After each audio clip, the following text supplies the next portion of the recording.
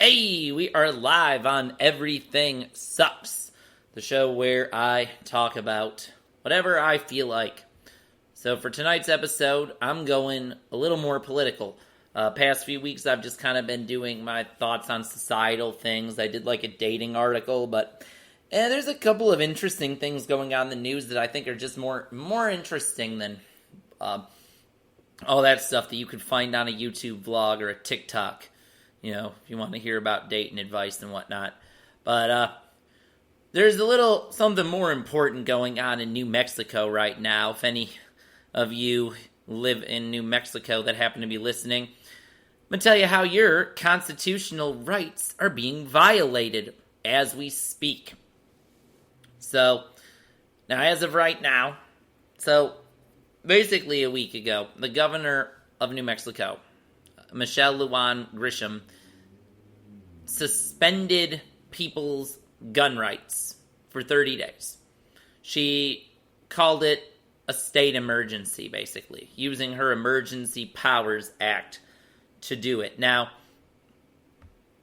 in the full text of the law, it was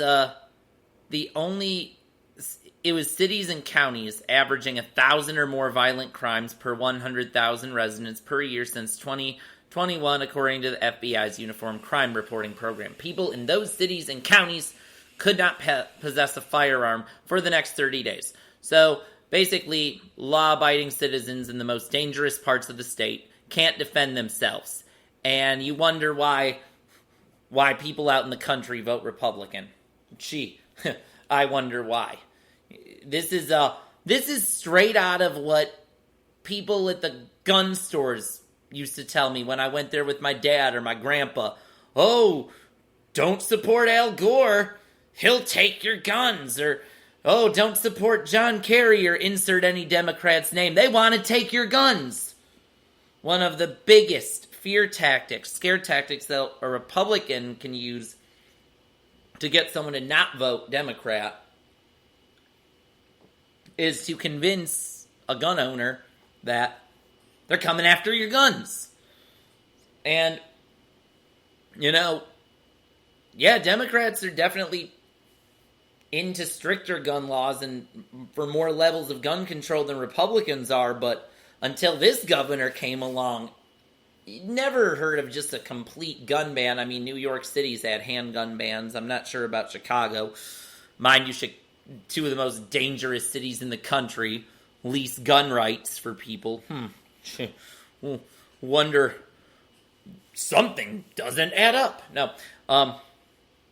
But basically, she's trying to make a statement. But a judge said it's unconstitutional. So a federal judge in New Mexico today blocked Governor Grisham's recent suspension after a hearing, basically. And because this executive order already caused at least half a dozen lawsuits. People have argued that the 30-day ban on the right to carry open or concealed firearms in public in Albuquerque and Bernalillo County was in violation of the Second Amendment. Yeah, no shit. The people... I know there's that whole line about a militia, a well-regulated militia, but we can't figure out what they meant by that. That was written in the late 1700s. But the rights of the people to keep and bear arms shall not be infringed. And it was the people that formed a militia, which eventually became the U.S. military back in the day, taking over against Britain. So there's no way in hell that after they took over the British government, that the Founding Fathers, when they wrote militia, they were talking about their newly elected officials, like, oh, we're just going to give up our muskets right now. Pretty sure the militia was them. But anyway, yeah, open and shut case. So, but yeah, she ruled it unconstitutional.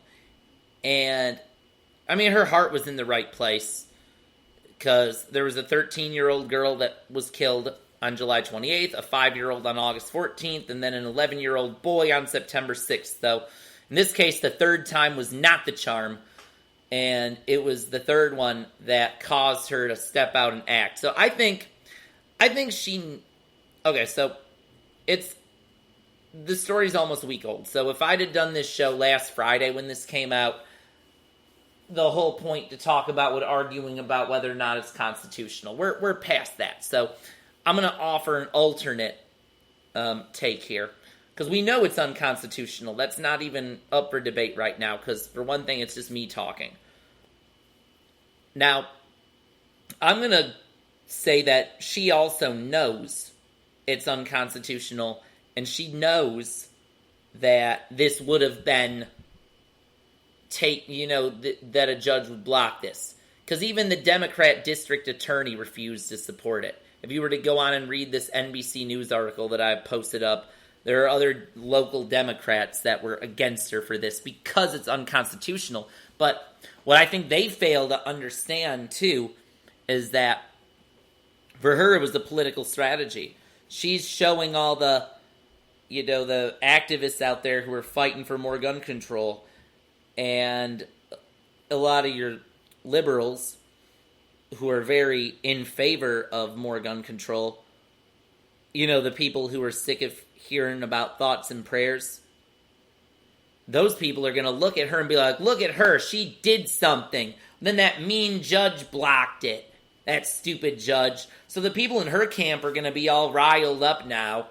And I don't know if she's a first-term governor. If she's a first-term governor, I don't know if this was part of an election strategy, but I think she knew this was going to get blocked, but that it would please her supporters and she could make this case, cite this as something she did when she runs for re-election.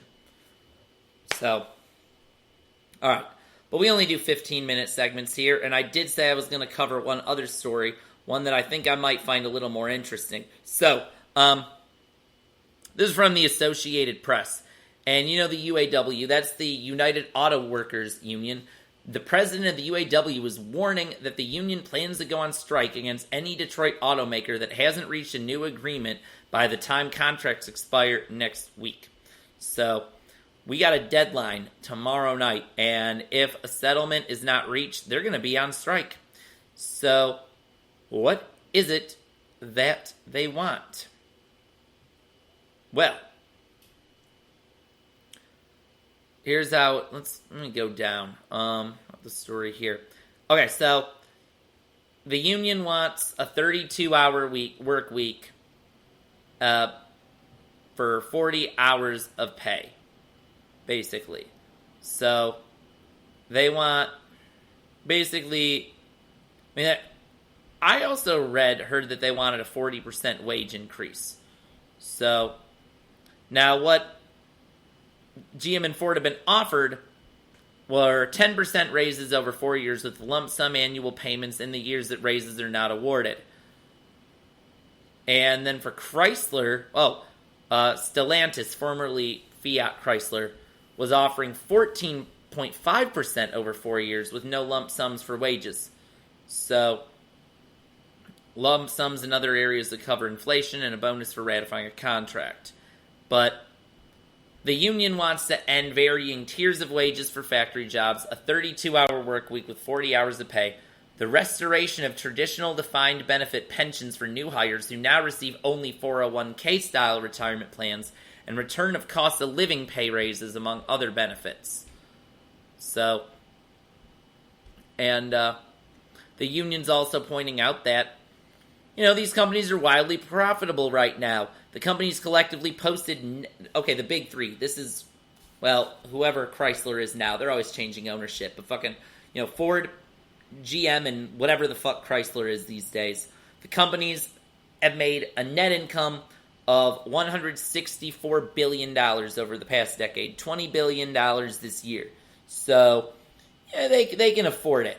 So, now, I've come from a pro-union background. My dad and my late grandpa both used to work for Ford, and my Aunt Kathy recently retired from Ford, and it's a huge deal up where I'm from. And it's interesting to note that pensions went away. And it's the pension plans that used to keep people from the older generations at the same company for years. My generation, we're always job hopping from job to job. The longest I've held down a job was 5 years. I've spent a little over 3 years at my current employer. And, 401k is nice, but you have to put money into that for them to contribute to it. And it's basically just like investing in the stock market. It's a diversified portfolio of stocks and bonds that,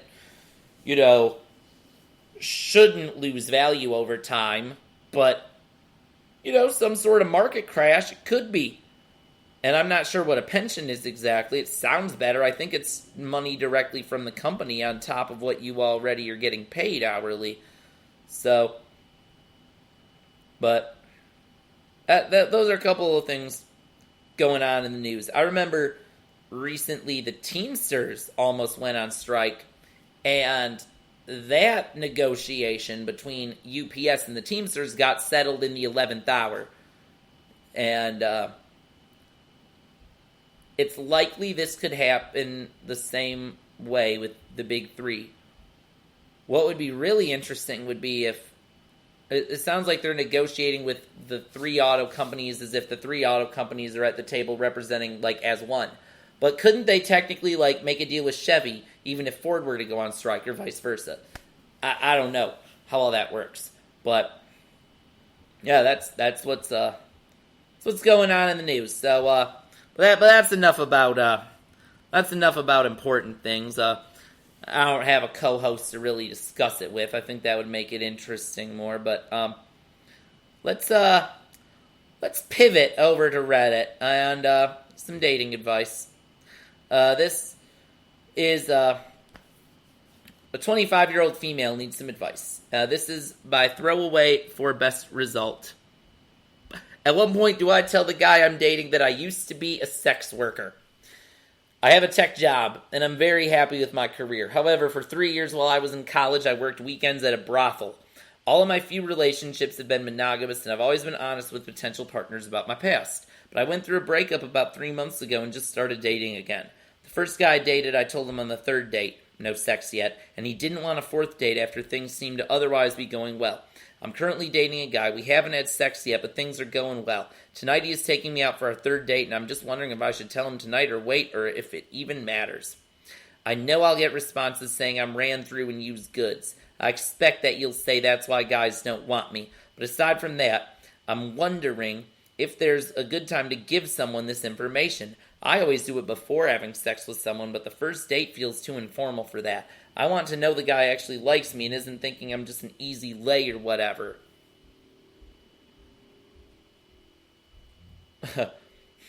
Update. Some users sent her unsolicited dick pics after reading this. For everyone's suggestion, I mentioned this on or before a first date. I present you Exhibit A is why I choose to wait. Okay. So, alright.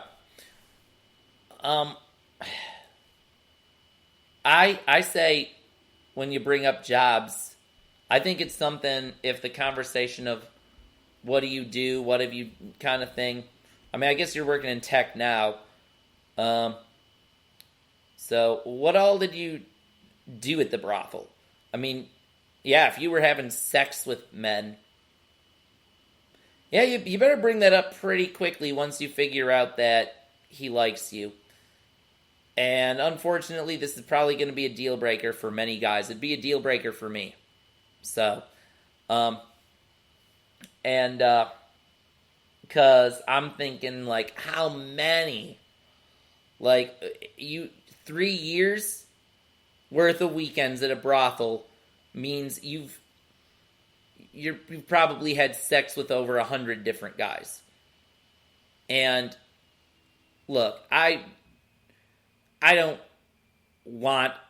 expect or even want someone with no sex experience, but that's a little too much experience. But, you meet enough guys out there, you'll eventually meet one who doesn't care. So just be honest as quickly as possible.